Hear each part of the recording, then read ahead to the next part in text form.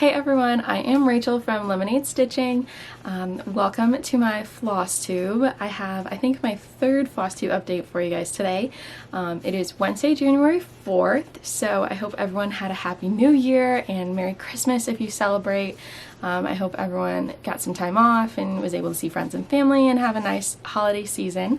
But yeah, so today I have my normal whips to show you guys, a new start, and then some stash that I got, new stash like haul that I got for Christmas. So I'm gonna get into my whips first. My first one, you guys have seen all of these before, but my first one is Calico House, which is a little leaflet. And this is just a simple blue house. I think she's super cute. She's still in the hoop because I was working on her last night, but progress on this one is really just continuing to fill in the roof. I didn't really want to work on this one very much lately because I'm super bored of stitching all of this blue, but we're over halfway done now, so that's good. I made a lot of progress last night. I'm stitching this 1/1 on 22 count Hardanger, and it's like an off-white cream color. So, Calico House. Then my next piece is Friends, and this is from Happy Sloth Patterns, I think, on Etsy. I'll put a picture up because I never have a printout of this for the full version, or for like the final finished pattern, but this is where we're at with Friends. I did completely finish the top row. I got Monica's skin all filled in, and then I started on Ross. I didn't start filling in the bottom row yet. I said in my last video, I was in like two 8-hour car rides to New Hampshire and back, and so I thought I would have a lot more time to stitch, but I just wasn't feeling it, and it gets dark so early in the day that just didn't happen. So we got Monica done, but that's about it. Someone did ask me about these blue lines that I have on my pieces and to explain them. So on this piece, they're gridding lines. So they're 10 by 10 grids that I use my water soluble pen for. So like when I'm done with the project, I just, rinse it off in a little bit of soap and water to wash it, and then you don't need soap to get the pen off, but just getting it wet, the pen comes right off. So like I said, they're 10 by 10 grids, and I just do it myself, and it helps me just kind of keep track of where I'm at in the pattern. It's an easy way to refer back and see if I'm in the right spot. Since I'm doing all of these outlines first, I like to double check every so often and be like, oh, am I in the right square in this right box? And rather than like counting all the little stitches 100 times, I know that I've counted the grids right, so it's just an easy reference point. So that's what those grids are, is just to kind of refer to where I'm at. I know someone asked about it. If that isn't a great explanation, I can try and explain again. But so let me know if that makes sense. My third whip, again, you guys have seen this one as well, is a Bucilla kit, Summer Symphony. So it's this beautiful house and garden, or yard, I don't know. And this one I actually finished the first page on, which is super exciting. I just finished it yesterday, I think, or the day before. So this is where we're at. It's not a true like 25%. As you can see, like the bottom of the fabric is significantly smaller than the top section. But this is where we're at, and I did all of the back stitching and everything, so this is completely done. I haven't decided if I want to continue across the top or go across the bottom yet. I'm still deciding, but this is where we're at. And you can see, or I hope you can see, there's gridding on this one as well. And for this piece, I've been doing vertical column with parking. So I didn't start it till like halfway through the project, but I've been working it down and then parking, like doing one 10 by 10 block at a time, and then parking in the 10 by 10 block below it. So that, again, the grids just help me kind of see where I'm at, easily find my spot on the pattern and on the fabric, and just keep everything nice and organized. And it just helps me. You can certainly you can certainly like do parking and cross stitch without the grid, but I just like to have it as just a way to kind of double check my work. So that's what those grids are for. as well as my hanging threads. Those are just parked threads, so they're like in the correct spot for when I'm ready to start again. So like this green or brown right here is in the correct spot, so I just would thread my needle with that thread and start on stitching. I did want to ask you guys about back stitching though. So when you are looking at a pattern and you have a line of back stitch that goes over multiple squares, do you guys do it as like one segment? So you'll come up in the top of the first and then go over and just go down at the end of the line like where it is on the pattern? Or would you go like do a separate little segment in each of the squares that the back stitching goes over? I definitely can't show you guys that on this pattern, like, or on this piece. I don't think you'll be able to tell, but on this side of the house with the chimney, I did it a couple of years ago, and I think the back stitching, like if it was over 2 or 3 squares, I would just do one long line, versus on this side without the chimney, I did like if it went over 2 or 3 squares, I would do little segments on each square. I can't remember like what is the correct way, or I guess I just don't know if there's a correct way or preferred way. I'm having trouble telling like if it makes a significant difference. I can't tell if it's because of the way I backstitched or just because of like the darker colors where the backstitching is on this side. But let me know, like, how do you guys do it? I was kind of switching methods back and forth in the piece just depending on how it looked. But let me know how you backstitch, how you decide, like, do you do the full line as just one strand, or do you like come up and down on every little square, or do you do something else? I'd love to hear about it, love to learn from you guys. I don't know that I would take out what I already did because I really don't want to, but for the rest of the piece, we'll kind of see what we're feeling and what everyone thinks about it. For obviously it's going to be a while before I backstitch some more, so I would love any and all advice you guys can give in the comments. Okay, so those are my 3 whips. Again, you guys have seen all those before, but I do have a new start. So where did I lost the pattern. So this is Autumn and Stars Hollow. I know I told you guys in my last video that I was waiting until after Christmas to start this. So this is Autumn and Stars Hollow. And, whoa, I'm knocking stuff on the ground. This is where I'm at. So pretty good progress. I was stitching this a lot, like on Christmas, and then the couple of days right after. I was loving it. This big chunk of blue is my first time using variegated threads, or I don't know that are truly variegated, but they're like the hand-dyed threads, so there's slight variation in it. It went well, you know, nothing too intense.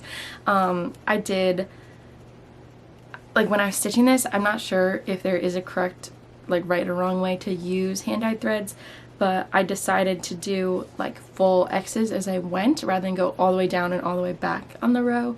I don't know technical terms for that, but I did like full X's as I went this way and then full X's this way, like just row by row. I think I've heard that somewhere that like that's how you're supposed to do it so that like the color stays together, but I could be wrong. I don't know. We're just guessing here. But it looks good and that's all that matters. This is also my first time stitching on like huge long fabric, and my first time stitching on a piece where there's gonna be like multiple projects on the same piece fabric. So I was really nervous to start this and start it like in the wrong spot and not have enough room, you know, to get to like the last piece and not have enough room to finish it. But I think I did it the right way. I just, when I got the fabric cut, I got it with 3-inch allowance on every side. So I just measured, you know, down 3 inches and in 3 inches, and I did like back it up a little bit from where that was just to give myself some wiggle room, but that's where I started, and I just started in the top right corner. So hopefully, I mean, that like sounds like the right way to do it if we're talking about, you know, logic. Process of elimination sounds like the right way to do it, but if you guys start a different way, let me know. But that's what I did, so that's where we're at. And I'll probably end up doing all of the pieces on this fabric from the top right corner over, just because I don't want to count 100 stitches. But if that changes, you know, we'll see as we go. And then I'm so all over the place today, so scatterbrains. But I also have the Stars Hollow needle minder. And this is, I didn't say what any of these were. So Summer Symphony and Friends are both 2 strands of floss on white 14 count Aida. This one is 2 strands of floss on Ivory 14 count Aida. So slightly different color. And even though it's full coverage, I just think it'll look nice behind the stitches. Since I'm only doing 2 strands, it'll definitely poke through more than if I was doing 3 or 4 strands of floss. But I just didn't want it so bulky. I have been really, really liking doing 2 strands. I love using the loop method, and so I'm sticking with 2 strands of floss. But it is on 14 count. So those are all my whips. Like I said, most of them you've seen before, but excited that they're growing, but I don't want them to grow out of control. I think I have a good number of whips for right now, and I don't plan on starting anything new for a little while. Anyway, like I said, I have some haul or new stash additions that I got for Christmas that I want to show you guys. First is this project bag. So this is just a simple yellow project bag from 123 Stitch. Right now I've been using these like clear plastic bags for my like project bags, and they're actually old bags that like sheet sets come in, but they work. They're pretty heavy duty, they're thick plastic, you can see through them, so this is what I've been using. But nice to have another one. I already like ruined this zip tie, but right now it's just holding my new stuff. Then I got a new needle minder, and this is from the Fairy Watcher on Etsy, and rather than having like a decoration on the front and a plain magnet on the back, this one actually just has 2 decorative magnets. So there's these like turquoise mandalas, so you can reverse it, you know. So these are super cute. Thank you, Mom, for picking them out. I had sent her a needle minder I wanted, and she's like, I'm gonna get you one I like instead. And I was like, okay, thank you, appreciate it. I will appreciate any gift you give me. Next, I got a Q snap. So I got an 8x8 Q snap. I've been wanting to try this out since I learned what it was from Flosstube. If you don't know, this is like a square frame, and you use these clips to like clip your fabric on and like turn them to tighten it, and it's just a different way of holding your fabric while you work on it. I haven't decided if I'm in love with it. I'm definitely not fully converted. As you saw, I was literally using a hoop last night. I feel like this is a lot more work to get set up, but I don't hate working with it. I don't know. I think I just have to get used to it more. So I do like it, and I've been using this a lot for Summer Symphony and Autumn and Stars Hollow. I did like it for those projects, but I don't know. I'm not fully converted yet, but I do, you know, it's good. I use it. I like it. I think it'll just kind of depend on my mood and like the size of the project I'm stitching on day to day. But I did make a grime guard for it the very first day I got it. There's just so much extra fabric in Autumn and Stars Hollow that I was like, I have to make this before I can start stitching. I did make it a little too big, so I like fold the corner over when I use it, just to open it up and like have more space. But oh well. I was worried about it just being big enough to cover all the fabric, so I made it a little extra big. But it was super easy to make. I just used some scraps from my quilt that I showed in my first Flosstube and 2 pieces of elastic, and there you go. Super simple. Easy sewing project. Probably took me a little extra long because I didn't have like one long strip. I had to like put some strips together and stuff like that, but super easy, and super cute. Alright, so Q-snap, needle minder. Then I also got my new thread bobbins that I've been asking for. So these are the Adam Hart cross stitch thread bobbins. I literally just said that, and I got the clear color, like the clear frosted acrylic, and I kind of explained what these were to you guys, but it's hard without actually having them in front of me. But basically, this is what they look like. It's hard to see because I got the clear ones, but they have a top circle here for going on like one of those big metal rings that you would hold floss drops on. Then they have a larger circle on this side, and that is where you put like the majority of your floss. and then just like on a floss drop, and then they have the little hole on this side where you'd put like scrap pieces, or like if you're working on a piece and you cut it and you have enough to keep using, you'd put it there till you come back to that color. Then they also come with stickers. I hope they're still in this bag. I already lost the stickers. Okay, well, I have to find the stickers. They're somewhere in this mess. But they come with little stickers so you can write the color number on it. And they're super easy to use for projects. I have all of my Gilmore Girls floss on them. So this is what they look like. And let me find one with some on both sides. So this is a color. As you can see, it's got the little sticker on so I can write the number. And then I have the majority of my floss on this side, and then my extra couple of pieces on this side. And it's just super easy to use floss drops because all your floss is pre-cut. You just take your needle, pull one strand out, and you continue working rather than have to like unwind the bobbin, cut a piece, you know, pick out your piece, wrap the other extra back around. That's like the advantage of using floss drops, but the disadvantage, or just thing you got to kind of figure out for yourself, is how you like to store them, which is why I asked for these ones specifically, is because they're shaped like bobbins. You can wrap the floss around it and store them like in a bobbin box when you're not using them, just like a normal bobbin. They're definitely thicker than normal bobbins, so you get fewer per box, but I'm really excited. I haven't stored them yet because they're brand new and I'm using most of them for the projects that I'm currently working on, but I'll keep you guys updated. But so far I really like them. And I will link her website down below. I do not for the life of me remember her first name, but her TikTok and her website is Adam Hart Cross Stitch. Alright, my last two things, they're two new patterns that I got.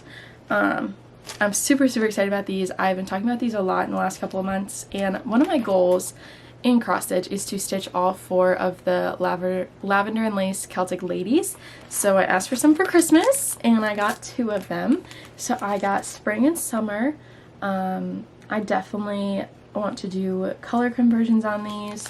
I'm in like the Facebook group for lavender and lace cross stitch, and so I see so many beautiful pieces and everyone's kind of creative take on it. I don't know exactly what I'm going to do with these yet, but I probably won't start them till like June, so I'm not too worried about it. I have plenty of time to decide what color I want to do these. But yeah, so super excited about these. I won't be starting these for a while. I want to go to Keepsakes and like take all the floss out, look at it, pick my color conversion, see if there's anything I want to change from there. So when the time comes, I will definitely keep you updated on how those go. But for now, they will be sitting, waiting patiently for me to start them. I also have just been buying too much stuff, so I need to slow down and wait and save up before I buy some more fabric. But anyway, I think that is everything new that I have. Thank you guys so much for watching. I know I've been posting videos every like week or two. That is gonna slow down for the next couple of months. I don't think I've really explained like my job to you guys. I travel for a living. I'm a traveling consultant for my sorority, so basically I go from college to college and do like leadership development and help sorority women just, you know, make sure they're doing the right thing, make sure they are being like are successful leaders, help them in whatever way I can. So that is what I do. I've been doing that for the past year and I have a few months left on my contract, so I start traveling again full-time on January 6th, so this Friday. So I won't really be home at all. So I'll have to pack up a couple projects to bring with me, but I live on my suitcase, so I can't bring a lot with me.